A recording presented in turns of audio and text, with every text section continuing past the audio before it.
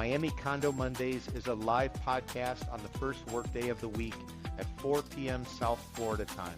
The program features former journalist and current Wall Street consultant Peter Zaleski of the Miami Condo Investing Club and former lender and veteran condo broker Jenny Huertas of CVRRealty.com.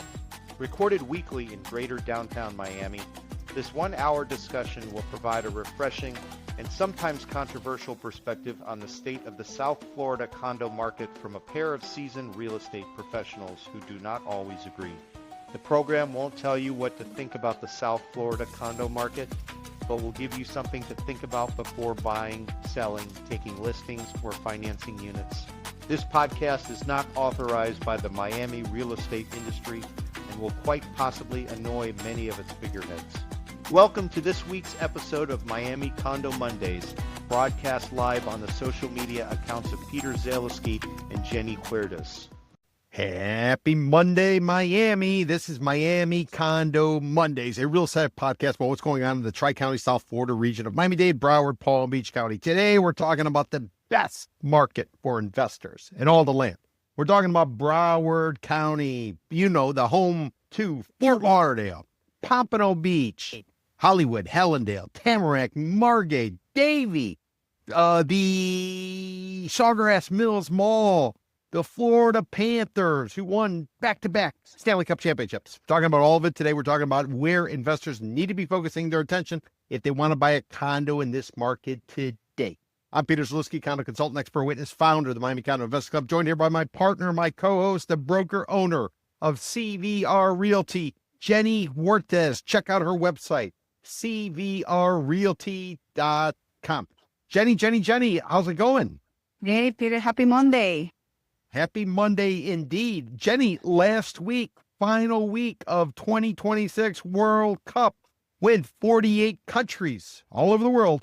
They came to North America. They came to Canada. They came to the United States. They came to Mexico. They were in Miami. And we got one more match left in Miami. That will be the third round match. And then after that, John, the World Cup is gone. Se fue. Take care. Sayonara. Yeah, I need a break from the World Cup.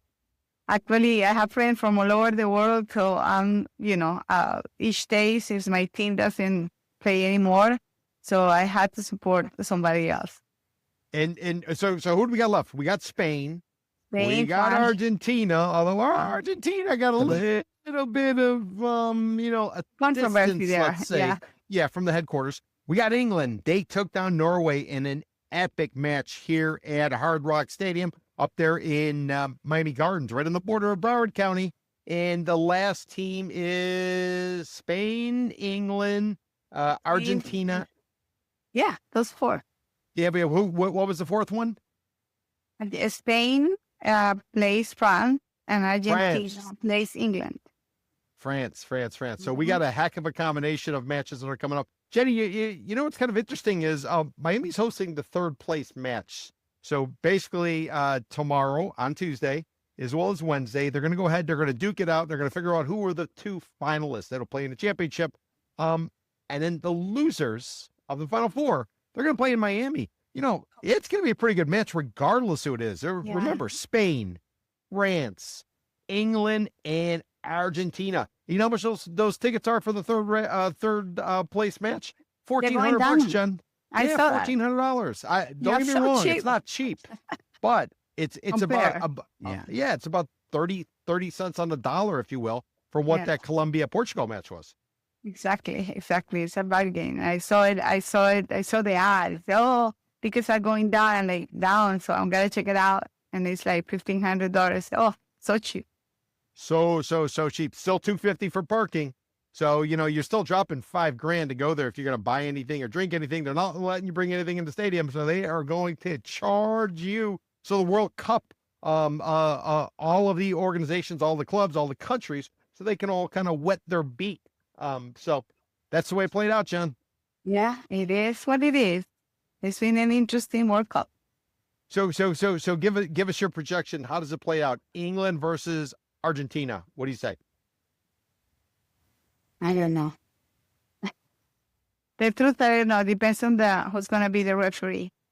Ooh, and what Jenny's alluding to, there's a lot of allegations that I don't know. It's Argentina. allegations.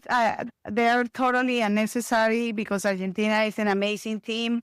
I really admire the team, and I admire, of course, our guy. He's now Miamian.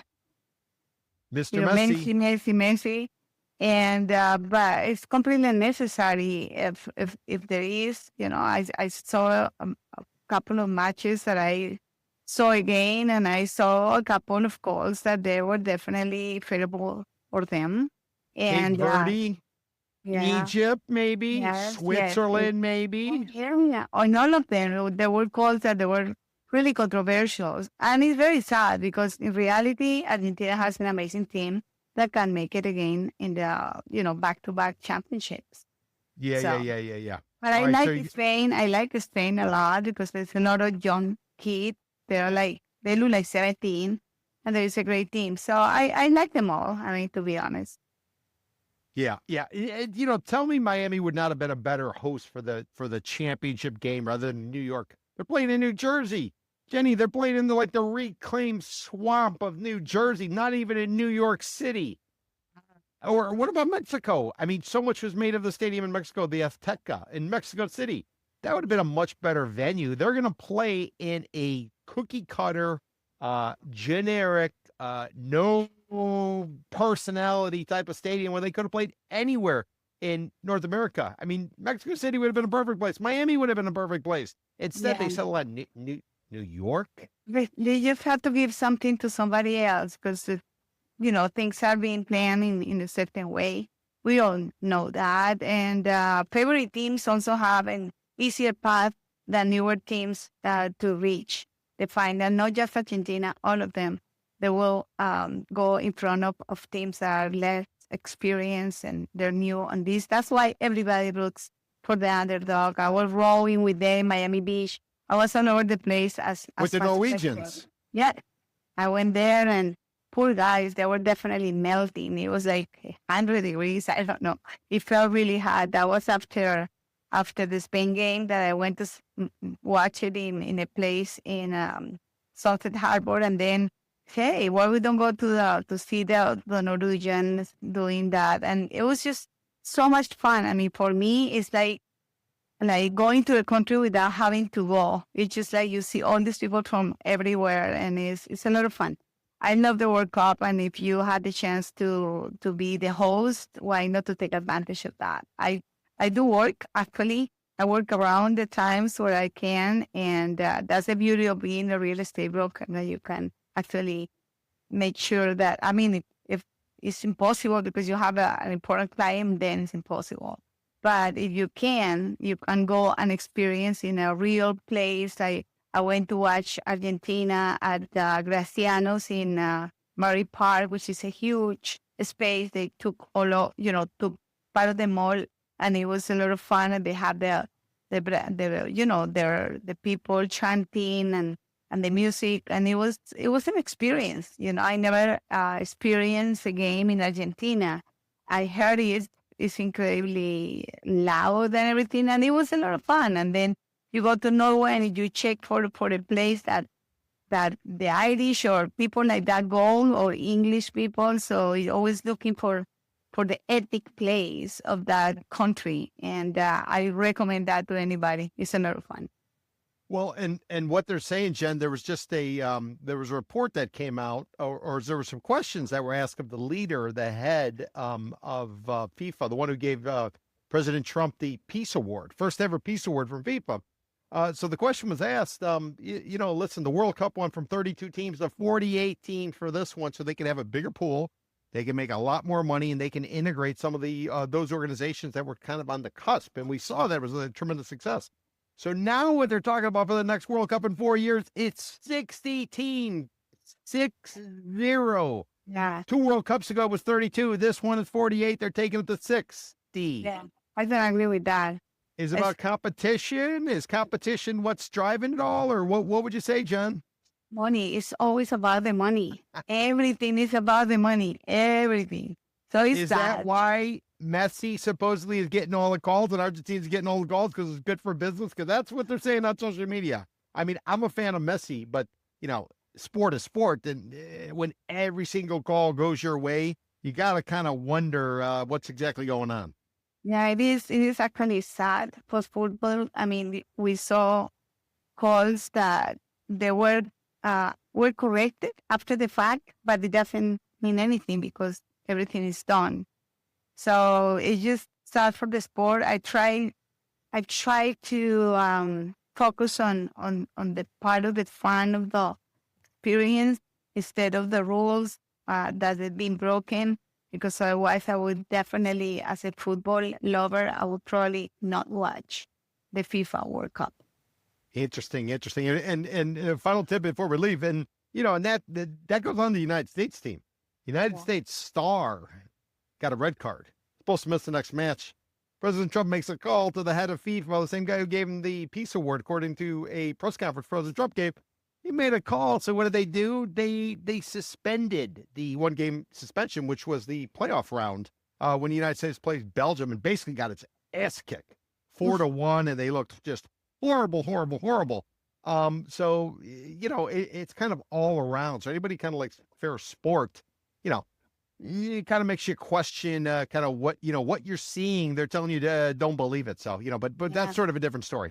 It is sad because it was not need to be public about it. If you want to make that call in private and get the same result, it's okay. I mean, it's okay. No, it's bad, but at least nobody knows. But making it up front is just outrageous, and it's bad for the sport. And then they the players, unfortunately, don't get the credit for being good or better or worse.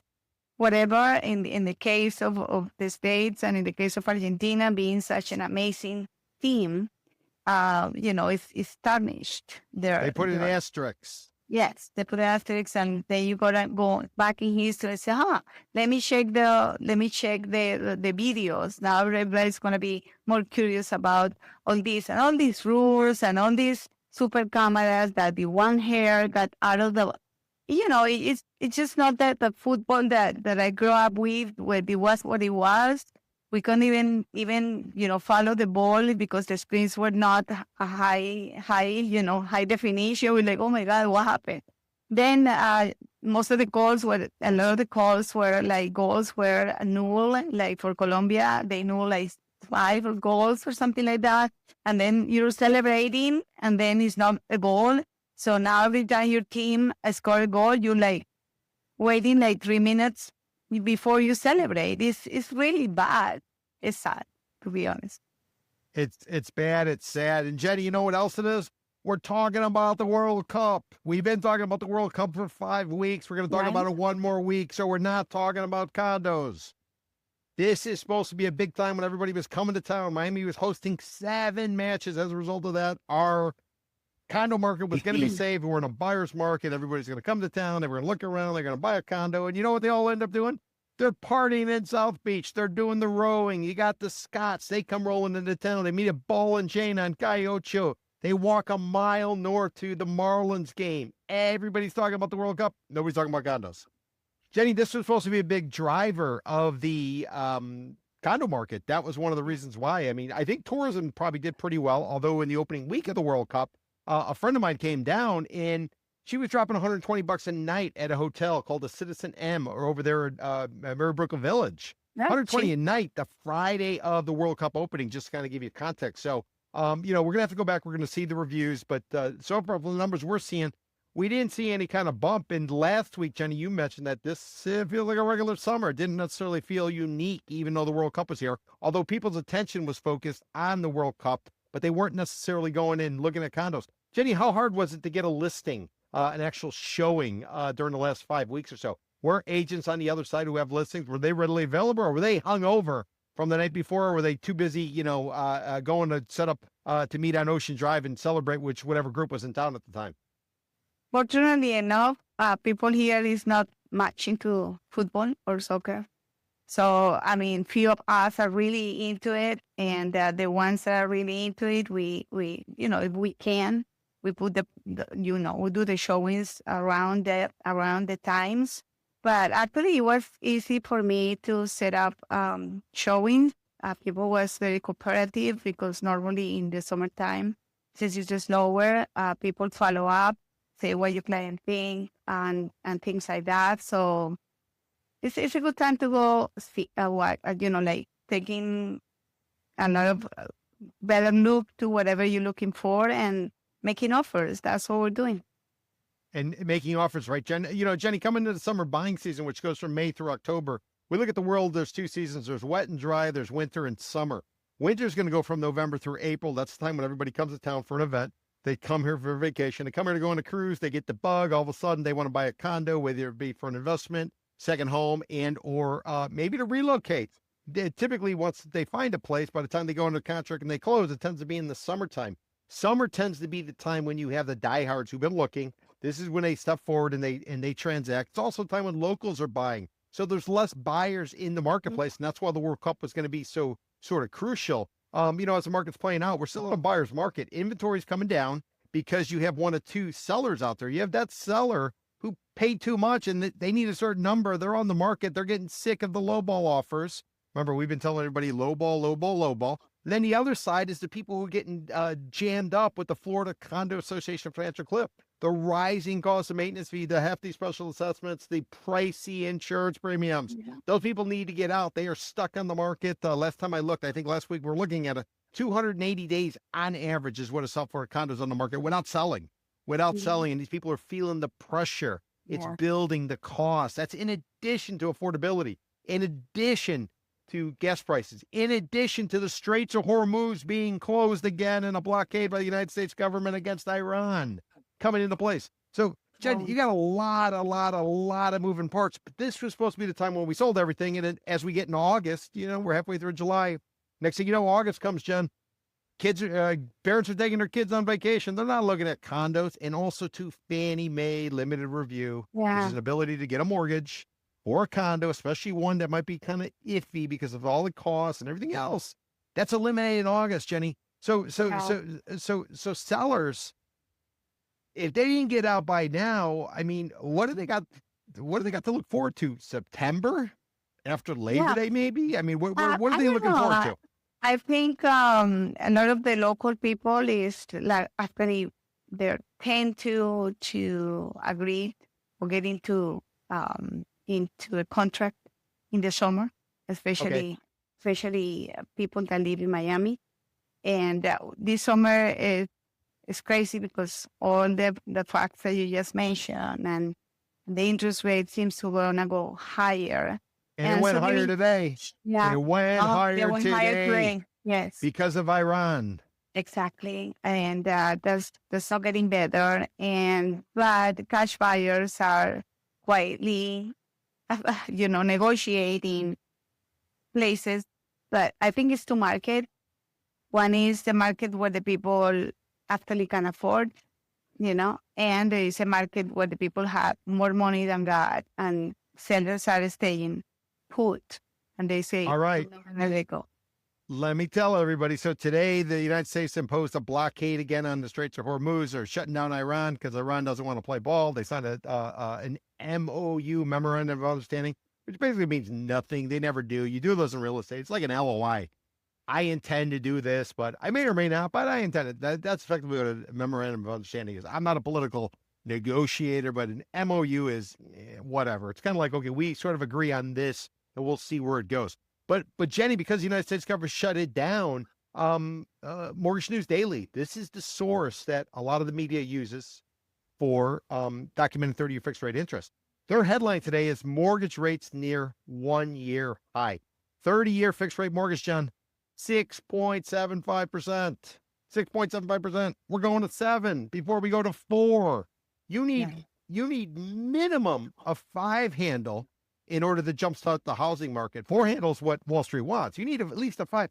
We're going in the other direction, Jenny. We are going in the other direction. Another thing that came up is inflation. There's somebody with the Federal Reserve Open Markets Committee, the one, the group that used to be involved with Jerome Powell before he got pushed out and ultimately his term ended. Now he's been replaced by Kevin Warsh, brand new guy handpicked by President Trump who's supposed to cut interest rates. They're now talking about raising interest rates because inflation is north of 4%. Yeah. Everything is going in the wrong direction for you if you are a seller. However, if you're a buyer, and you can play the game. Opportunity is right there at the door. Yes, we definitely going into an inflection moment where more people is going to be forced to lease their condos because they cannot afford the special assessments. I'm talking about condos that are in the $400,000 range.